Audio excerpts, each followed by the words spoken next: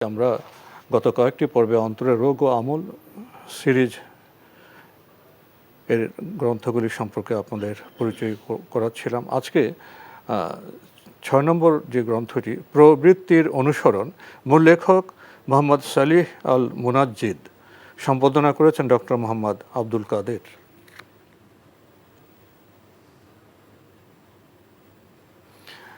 গুরুত্বপূর্ণ এই গ্রন্থটি প্রকাশ করেছে কাশফুল প্রকাশনী, দীর্ঘ সূচি রয়েছে। প্রবৃত্তির পরিচয়, প্রবৃত্তির অনুসরণ হতে নিষেধ করা, কখন প্রবৃত্তির কারণে মানব জাতিকে শাস্তি দেওয়া হয়, প্রবৃত্তি অনুসরণ করার কারণসমূহ, প্রবৃত্তির অনুসরণ করার ক্ষতিসমূহ, প্রবৃত্তির বিরোধিতা করার উপকারিতা, প্রবৃত্তির চিকিৎসা, প্রশংসনীয় প্রবৃত্তি এবং নিন্দনীয় প্রবৃত্তি পরিশিষ্ট। গুরুত্বপূর্ণ এই গ্রন্থটির মূল্য ১০৫ টাকা মাত্র। যারা এই গ্রন্থটি পেতে চান টেলিফোনে যোগাযোগ করতে পারেন। টেলিফোন নাম্বার 01731010740, আরেকটি নাম্বার 01918800849।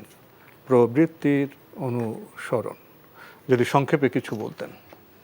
প্রবৃত্তির অনুসরণ অত্যন্ত ভয়ঙ্কর একটি বিষয়।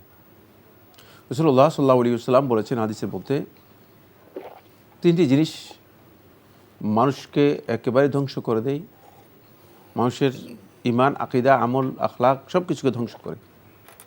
এর মধ্যে একটি হচ্ছে হাওয়ান মুত্তাবা, প্রবৃত্তির অনুসরণ অথবা অনুসরণকৃত প্রবৃত্তি। প্রবৃত্তির অনুসরণের মাধ্যমে একজন ব্যক্তি অনুসরণ করতে করতে এমন এক পর্যায়ে পৌঁছে যায়, আল্লাহ তাআলা কোরআনের মধ্যে বলেছেন, জাফর আইতা মানে তাখাজা ইলাহু হাওয়া, শেষ পর্যন্ত সে প্রবৃত্তিকেই তার মাবুদ হিসেবে গ্রহণ করে নেয়। প্রবৃত্তি প্রভু হয়ে যায়, প্রবৃত্তি প্রভু হয়ে যায়, মানে মাবুদ হয়ে যায়, প্রভু নয় মাবুদ হয়ে যায়, এবং প্রবৃত্তিরই সে মানে অনুসরণ করে। পরে দেখা যায় যে সালাত থেকে ঘুমিয়ে আসে প্রবৃত্তির অনুসরণে, বলে যে আমার ডায়াবেটিস এবং আমার এটা কি গ্যাস্ট্রিক, এই জন্য সিয়াম পালন করে না। প্রবৃত্তির অনুসরণ, প্রবৃত্তির অনুসরণে সে অজুহাত তৈরি করে আল্লাহর অবাধ্যতার যতগুলো দিক আছে সবগুলো করতে থাকে, এবং প্রবৃত্তি হচ্ছে তার একমাত্র মাবুদ। আর প্রবৃত্তির অনুসরণ যারা করবে তাদের সবচেয়ে বড় যে ক্ষতি সেটা হলো এই, তারা দ্বীন এবং সুন্নাহকে অগ্রাধিকার দিতে পারবে না। নবী সাল্লাল্লাহু আলাইহি ওয়াসাল্লাম সুন্নাহকে অগ্রাধিকার দিতে পারবে না। এই কারণেই শরীয়ত এবং সুন্নাহর অনুসরণের সাথে প্রবৃত্তির অনুসরণ সমান্তরালভাবে কোনোদিন বৈধ হয় না, চলতেই পারে না। যেখানে সুন্নাহর অনুসারী হবে, যেখানে সুন্নাহর অনুসারী হবে সেখানে প্রবৃত্তি আসতে পারবে না, আর যেখানে প্রবৃত্তি আসবে সেখানে সুন্নাহ আসবে না।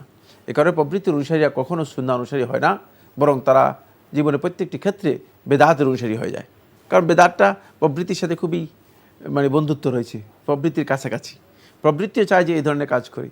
ফলে প্রবৃত্তি যেহেতু মানুষের আবেগ, জজবা, মানুষের মনের খাহেশকে মানে সবচেয়ে বেশি শক্তিশালী করে, এই কারণেই মানুষ জজবা, আবেগ দিয়ে যে কাজগুলো করে থাকে সেগুলো অধিকাংশই আমরা দেখতে পাই যে বেদাতের মধ্যে রয়েছে, এবং বেদাতটাই মূলত প্রবৃত্তির আরেকটি সংস্করণ। প্রবৃত্তি থেকেই মূলত এটা রূপান্তরিত হয়ে এসেছে।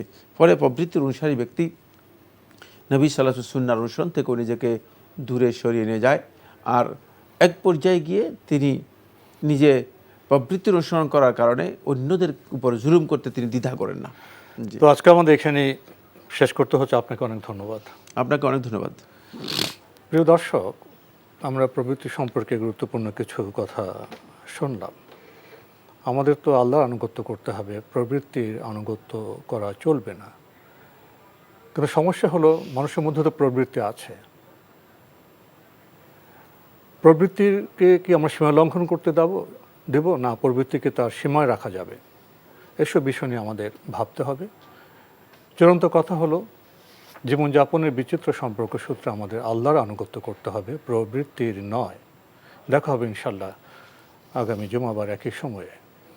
মহান আল্লাহ আমাদের সবাইকে নিরাপদে রাখুন শান্তিতে। আসসালামু আলাইকুম। আল্লাহ আমার রব, এই রবি আমার সব, দামে দামে তুন মনে তারি অনুভব।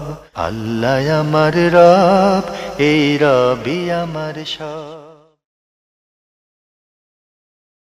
অটোমেটিক বিকাশ করতে সেট করুন অটোপে। বিকাশ থাকলে আর কি লাগে।